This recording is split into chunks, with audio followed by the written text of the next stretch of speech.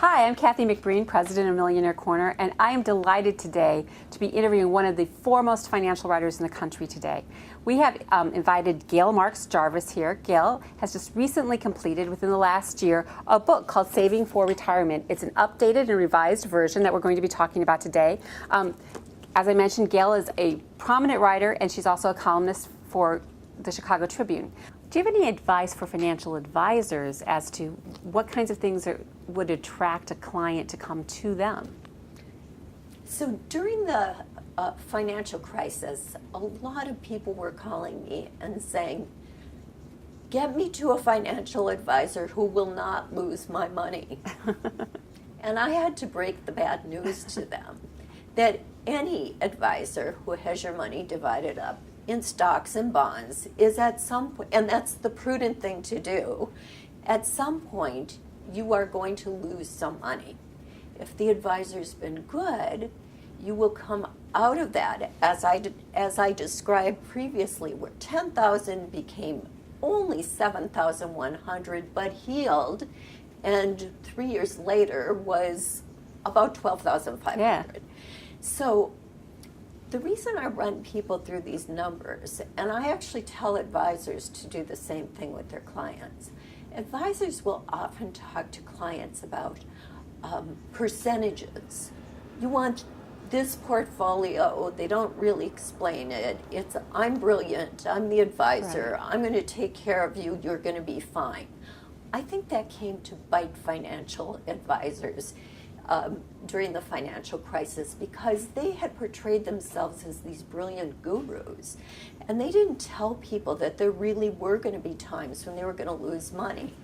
And if they did it real quickly, like, oh, in a bear market, the stock market could go down 20%. Well, people don't identify with a bear market that they've never experienced, and they also don't identify with maybe a 20% loss.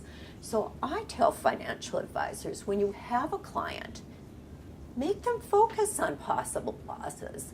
Tell them, right now, the market's been good. Look at what could happen. Let's say, you have this portfolio. Let's look at it like I do with the $10,000. Imagine your $10,000 turning into $7,100, and at that point, you don't know if it's going to stop. Do you feel okay with that? And think about it and realize that bear markets happen on average every 5 years. So that has to be a part of the discussion, not just glossed over, and I'm so brilliant, I'll take care of you. If you have these open discussions to begin with, then when the hard times come, the advisor can turn to their client who's running out the door thinking that their advisor's no good because they're losing money. I told you that $10,000 could turn to $7,000, but look how we have it invested. And look at what happened to that $7,000 after the worst point in 2009. Look how it healed month by month by month. Look how your money would have healed, not in percentages, but in real dollars.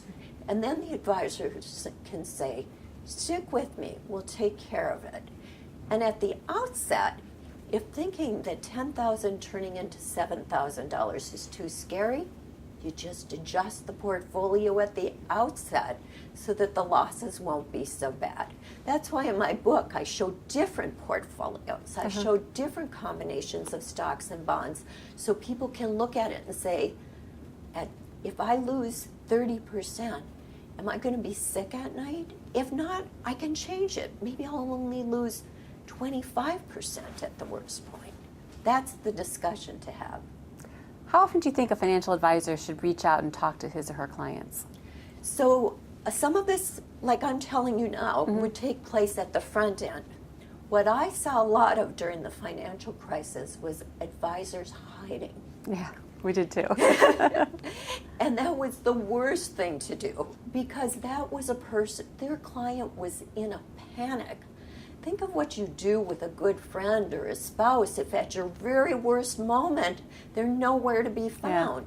Yeah. You think, is this really my spouse or my friend? I don't know if I can rely on them in the future. Well, that's what happened to advisors, and there was huge churn with people dumping them. So the conversation has to take place in the front end about what can you really stomach in dollars, not percentages.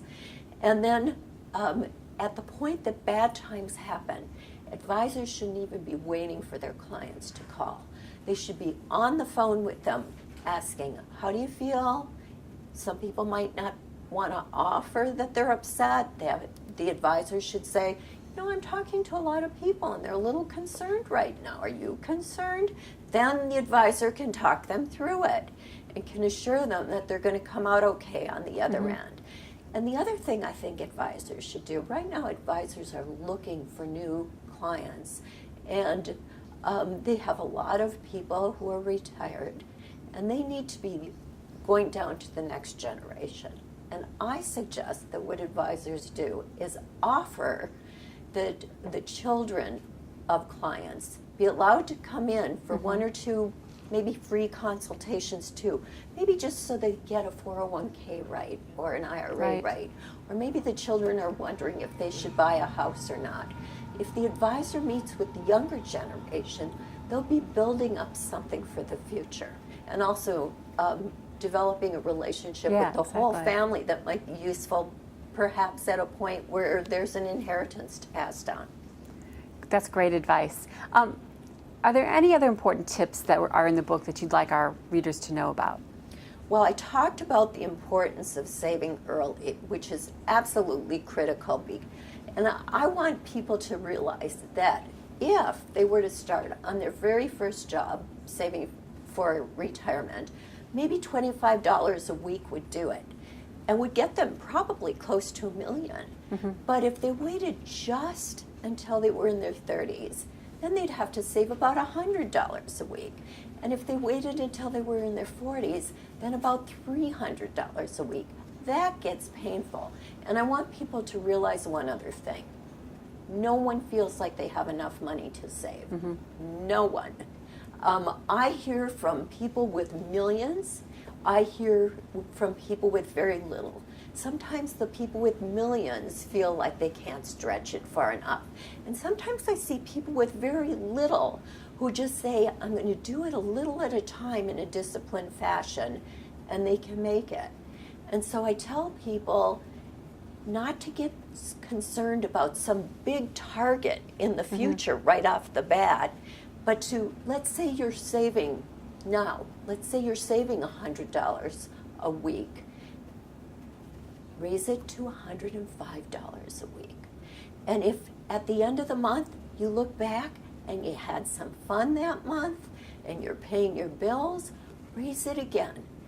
And don't procrastinate, because the biggest issue we all face is not that we don't have enough money, even though we think that's the problem, it's procrastination. So the moment you have good intentions, either go to your office and increase what you're going to put in your 401k, change the allocation if it needs to be, or go to a brokerage firm, start an IRA, or if you don't think you can do it on your own, although I want people to get some basic information in the first place, because then they can talk to an advisor better. Right. But if they don't think they can do that, then by all means go to an advisor right away and get the help you need so that procrastination doesn't stand in your way.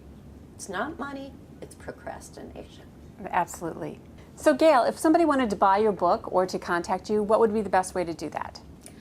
Well, at the end of my book, I specifically put my website because I want people, as they have trouble, to come and get the help that they need. So they can find me at any time at GailMarksJarvis.com, or they can go to me on Twitter, which is Gail MarksJarvis. They can also find me on Facebook at Gail MarksJarvis 5. Great.